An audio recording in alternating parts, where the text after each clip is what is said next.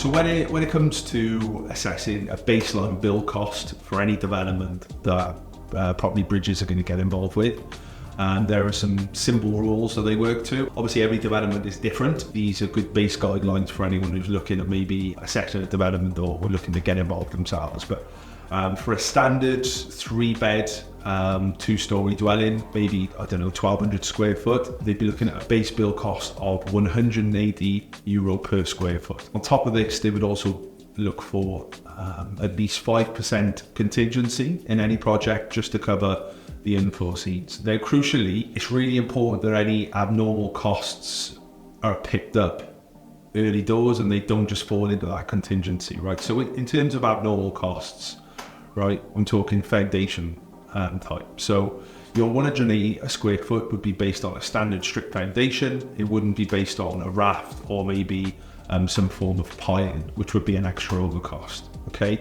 It may be if you've got ground contamination, onerous planning conditions, for instance, those relating to conservation, then these would need to be allowed for as an extra. And on top of that, looking at the buildability of the site. What is the access like? Is there room for builders to maneuver heavy plant and machinery? Is there room to store materials? Is there room for service delivery vehicles to access an egress site in good time, okay?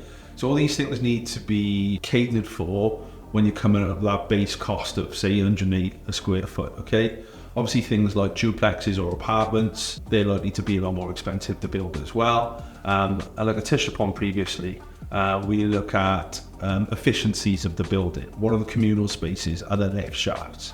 Are there big road servicing the site? Obviously all electricity cables would be running in the ground now, but they got to come 5 meters or have they got to come 105 meters, okay? In terms of profitability, you'd be working to a minimum of 15% profit on cost, okay? And that includes a contingency.